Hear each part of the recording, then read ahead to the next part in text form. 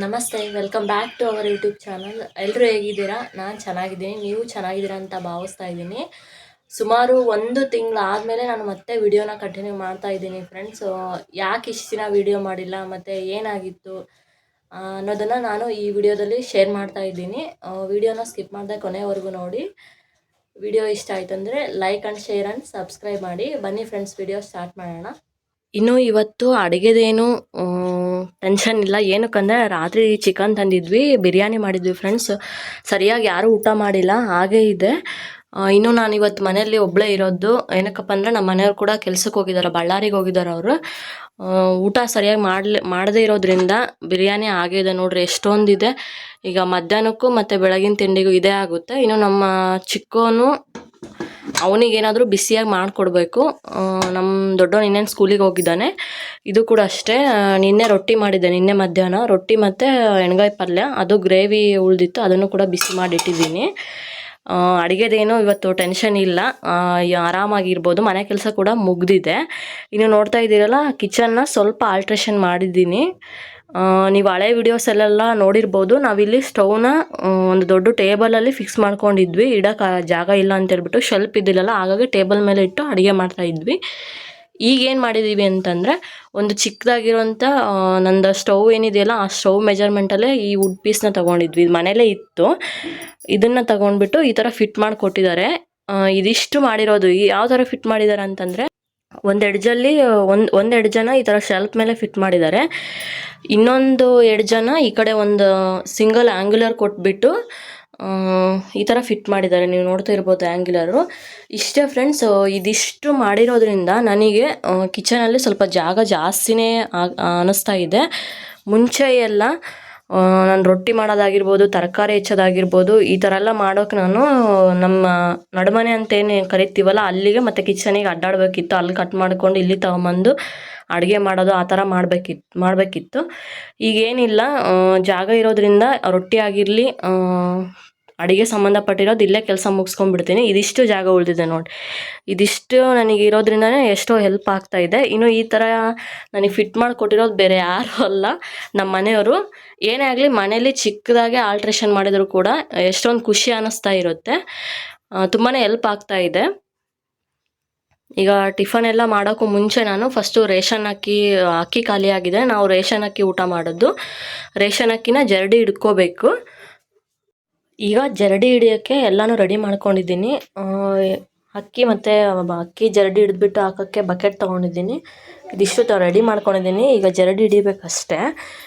ಇನ್ನು ಇದು ಬಂದುಬಿಟ್ಟು ಜರಡಿ, ಅಕ್ಕಿ ಜರಡಿ ಅಂತ ಹೇಳ್ಬಿಟ್ಟು ಕರೀತಾರೆ. ಇದರಲ್ಲಿ 2 ಥರ ಬರುತ್ತೆ. ಒಂದು ಸಣ್ಣ ಕಣ್ಣೆ ಜರಡಿ ಅಂತೇಳ್ಬಿಟ್ಟು, ಇನ್ನೊಂದು ದೊಡ್ಡ ಕಣ್ಣೆ ಜರಡಿ ಅಂತೇಳ್ಬಿಟ್ಟು. ಏನಪ್ಪ ಇವೆರಡು ಅಂತಂದರೆ, ಸ್ವಲ್ಪ ದೊಡ್ಡ ಕಣ್ಣೆ ಯೂಸ್ ಮಾಡಿದ್ವಿ ಅಂತಂದರೆ, ಈಗ ಅಕ್ಕಿ ಜರಡಿ ಹಿಡಿತೀವಲ್ಲ, ಸ್ವಲ್ಪ ದೊಡ್ಡದೇ ಮೀಡಿಯಮ್ ಸೈಜ್ ಅಕ್ಕಿ ಇರುತ್ತಲ್ಲ, ಅದು ಕೂಡ ಬಿದ್ದು ಸುಮ್ಮನೆ ಇದಾಗುತ್ತೆ ಅಂತೇಳ್ಬಿಟ್ಟು, ಆಲ್ಮೋಸ್ಟ್ ಅಲ್ಲಿ ಅಕ್ಕಿ ಜರಡಿ ಹಿಡಿಬೇಕಾದ್ರೆ ಈ ಥರ ಸಣ್ಣ ಕಣ್ಣೆ ಅಂದರೆ ಸಣ್ಣ ತೂತಿದೆಯಲ್ಲ, ಈ ಥರದ್ದು ಜರಡಿನ ಯೂಸ್ ಮಾಡ್ತೀವಿ. ಈಗ ನಾನು ಇದನ್ನು ಯೂಸ್ ಮಾಡಿಬಿಟ್ಟು ಅಕ್ಕಿ ಜರಡಿ ಹಿಡಿತೀನಿ ಫ್ರೆಂಡ್ಸ್. ಇನ್ನು ಇದು ಆನ್ಲೈನಲ್ಲೆಲ್ಲ ಈಗ ನೀವು ಬೇರೆ ಥರದವೆಲ್ಲ ನೋಡಿರ್ತೀರ. ಇದು ಹಳ್ಳಿ ಕಡೆ ಯೂಸ್ ಮಾಡೋವಂಥ ಜರಡಿ. ನಮ್ಮ ಹಿಂದಿನ ಕಾಲದಲ್ಲೆಲ್ಲ ಇದೇ ಥರದ್ದವೇ ಯೂಸ್ ಮಾಡ್ತಿದ್ವಿ. ಇನ್ನು ಇದು ಎಲ್ಲಿ ಸಿಗುತ್ತೆ ಅಂತಂದರೆ, ಈಗ ಹಳ್ಳಿ ಸೈಡ್ ಆದರೆ ಮಾರಕ್ಕೆ ಬರ್ತಾರೆ. ಈ ಕೂದಲ ಪಿನ್ನ ಅಂತೇಳ್ಬಿಟ್ಟು ಮಾರಕ್ಕೆ ಬರ್ತಾರೆ ನೋಡ್ರಿ, ಮನೆ ಸಾಮಾನುಗಳು, ಇದು ಸ್ಟಿಕ್ಕರು ಆ ಥರದವು ಅವರು ಕೂಡ ತರ್ತಾರೆ. ಇಲ್ಲ ಸಂತೆಯಲ್ಲೂ ಸಿಗುತ್ತೆ. ಮಿನಿಮಮ್ ಒಂದು 100 ರೂಪಾಯಿ ಒಳಗಡೆ ಇದ್ರದ್ದು ರೇಟ್ ಇರುತ್ತೆ. ತುಂಬ ಚೆನ್ನಾಗಿ, ಆಮೇಲೆ ಸ್ವಲ್ಪ ಜಾಸ್ತಿನೇ ನಾವು ಜರಡಿ ಹಿಡ್ಕೋಬೋದು. ಸ್ವಲ್ಪ ಜಾಸ್ತಿ ಹಾಕಿ ಜರಡಿ ಯಾಕಂದರೆ ಅಗಲ ಇರುತ್ತಲ್ಲ, ಹಾಗಾಗಿ ಸ್ವಲ್ಪ ಫಾಸ್ಟಾಗೆ ಮಾಡ್ಕೋಬೋದು, ಚೆನ್ನಾಗಾಗುತ್ತೆ. ಈಗ ರೆಡಿ ಮಾಡ್ಕೋಬೇಕಷ್ಟೇ ನಾನು. ಇನ್ನು ಈ ತಿಂಗಳು ರೇಷನ್ ಅಕ್ಕಿನೂ ಅಷ್ಟೇ ಫ್ರೆಂಡ್ಸ್, ತುಂಬ ಚೆನ್ನಾಗಿ ಕೊಟ್ಟಿದ್ದಾರೆ. ಅಷ್ಟೊಂದು ಗಲೀಜೇನಿಲ್ಲ. ಸ್ವಲ್ಪ ನುಚ್ಚು ಮತ್ತು ಅಕ್ಕಿ ಏನಿರುತ್ತಲ್ಲ, ಅವೆರಡು ಸಪ್ರೇಟ್ ಮಾಡಿದರೆ ಆಯಿತು. ಒಂದೇ ಸಲ ಜರಡಿ ಹಿಡಿದ್ಬಿಟ್ಟು ಸ್ವಲ್ಪ ಚಪ್ಪರಿಸ್ಬಿಟ್ಟು ಹಾಕ್ಕೋಬೇಕಷ್ಟೇ. ಯಾಕಂದರೆ ಕಸ ಆಗಲಿ ಅಥವಾ ಕಲ್ಲು ಈ ಥರದವೇನು ಮಿಕ್ಸ್ ಇಲ್ಲ. ತುಂಬ ಚೆನ್ನಾಗಿದ್ದಾವೆ. ನೋಡ್ತಾ ಇದ್ದೀರಲ್ಲ, ಈ ಥರ ಇದೆ. ಯಾವುದೇ ರೀತಿ ಕಸ ಇಲ್ಲ. ಅದೇ ಸ್ವಲ್ಪ ನುಚ್ಚು ಮತ್ತು ಅಕ್ಕಿ ಸಪ್ರೇಟ್ ಮಾಡಬೇಕಷ್ಟೇ. ನುಚ್ಚು ಜಾಸ್ತಿ ಇಲ್ಲ, ಸಲ ಜರಡಿ ಹಿಡಿದ್ರೆ ಸಾಕು.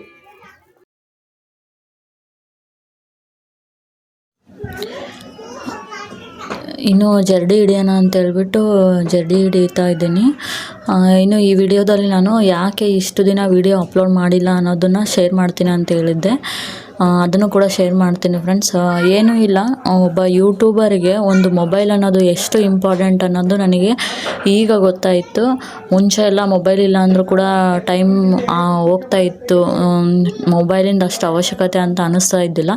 ಬಟ್ ನಾನು ಯೂಟ್ಯೂಬ್ ಅಂತ ಯಾವಾಗ ಸ್ಟಾರ್ಟ್ ಮಾಡಿದೆ ಆವಾಗಿಂದ ಮೊಬೈಲ್ ಪ್ರತಿ ಕ್ಷಣವೂ ನನ್ನ ಕೈಯಲ್ಲೇ ಇರ್ತಿತ್ತು. ಚೆಕ್ ಮಾಡೋದು, ವ್ಯೂಸ್ ಚೆಕ್ ಮಾಡೋದು, ನೋಡೋದು, ಬೇರೆ ಯೂಟ್ಯೂಬರ್ ಲಾಗ್ಗಳನ್ನು ಅಬ್ಸರ್ವ್ ಮಾಡೋದು, ಈ ಥರ ಎಲ್ಲ ಮಾಡ್ತಾಯಿದ್ದೆ.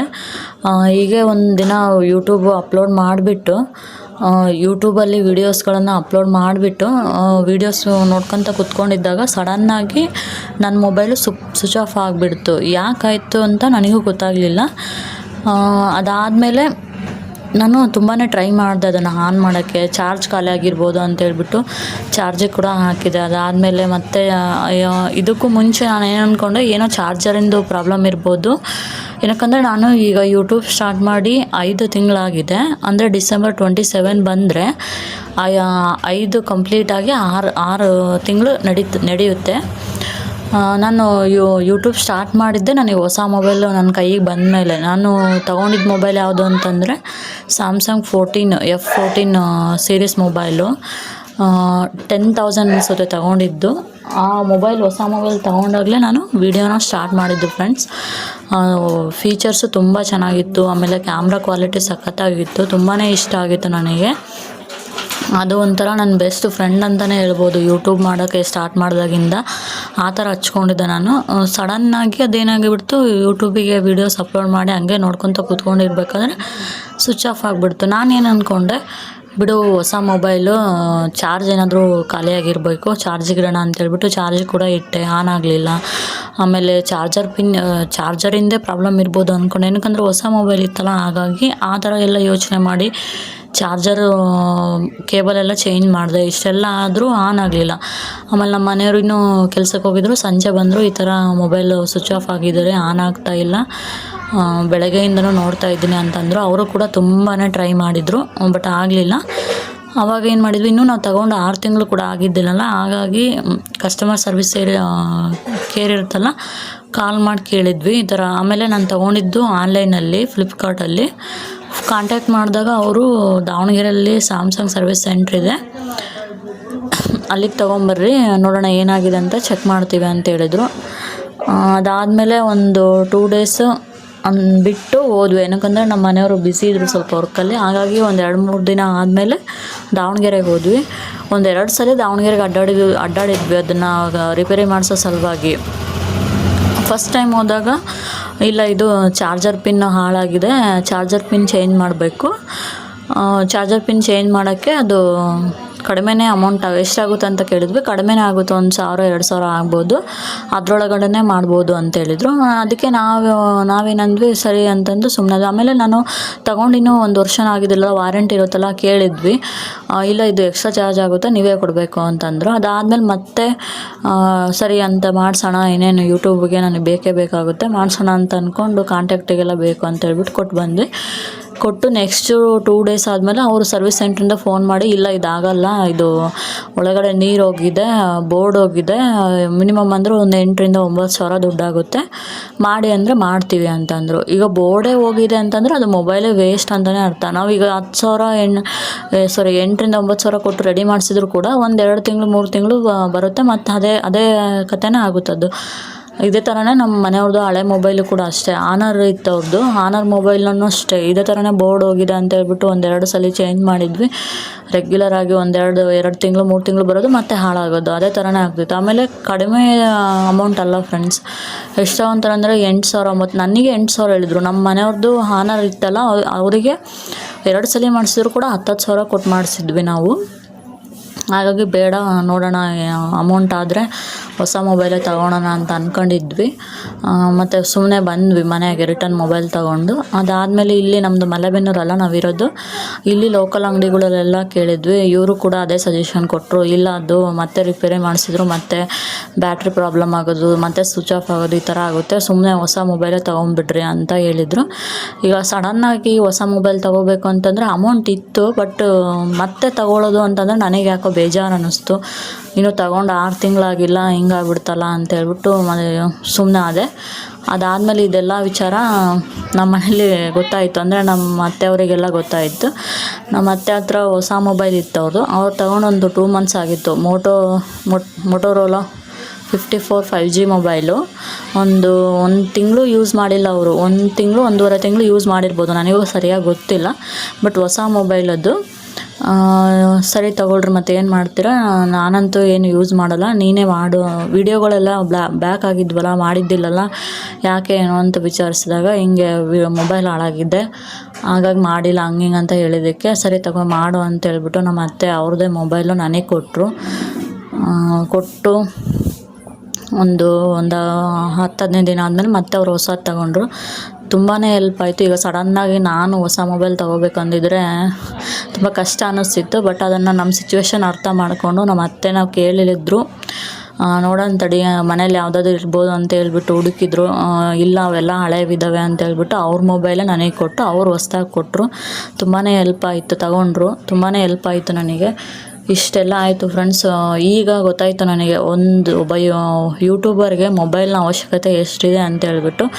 ಈಗ ಅವರೇ ಮೊಬೈಲ್ ಕೊಡಲಿಲ್ಲ ಅಂದರೆ ವೀಡಿಯೋ ಮಾಡೋದು ತುಂಬಾ ಕಷ್ಟ ಆಗ್ತಿತ್ತು. ಈಗ 1 ತಿಂಗಳು ಬ್ಯಾಕ್ ಆಗಿದೆ ನಂದು. ಅದು 1 ತಿಂಗಳಾಗ್ತಿತ್ತು, 2 ತಿಂಗಳಾಗ್ತಿತ್ತು, ಆ ಥರ ಆಗ್ತಿತ್ತು. ತುಂಬಾ ಹೆಲ್ಪ್ ಆಯಿತು ನನಗೆ. ನಮ್ಮ ಅತ್ತೆ ತುಂಬ ಹೆಲ್ಪ್ ಮಾಡಿದರು ನನಗೆ. ಇಷ್ಟೇ ಫ್ರೆಂಡ್ಸ್. ಇನ್ನು ಅದು ಯಾವ ಥರ ಹಾಳಾಯಿತು ಅಂತಂದರೆ, ನೀರು ಹೋಗಿದೆ ಅನ್ನೋದು ನನಗೆ ಕನ್ಫರ್ಮ್ ಇಲ್ಲ. ಬಟ್ ಏನಾಯಿತು ಯಾಕಾಯಿತು ಅದು ಗೊತ್ತೇ ಆಗಲಿಲ್ಲ, ಸಡನ್ನಾಗಿ ಆಫ್ ಆಯಿತು. ಆನ್ಲೈನಲ್ಲಿ ಪರ್ಚೇಸ್ ಮಾಡಿದ್ವಲ್ಲ, ವಾರಂಟಿ ಕೇಳಿದ್ರೆ ಅವರು ಇಲ್ಲ, ಬೋರ್ಡ್ ಹೋದರೆ ನಾವು ಕೊಡಲ್ಲ, ನೀವೇ ಎಕ್ಸ್ಟ್ರಾ ಚಾರ್ಜ್ ಹಾಕೊಂಡು ಮಾಡ್ಕೋಬೇಕು ಅಂತಂದರು. ಹಾಗಾಗಿ ಸುಮ್ಮನೆ ಅಲ್ಲಿಗೆ ಬಿಟ್ವಿ.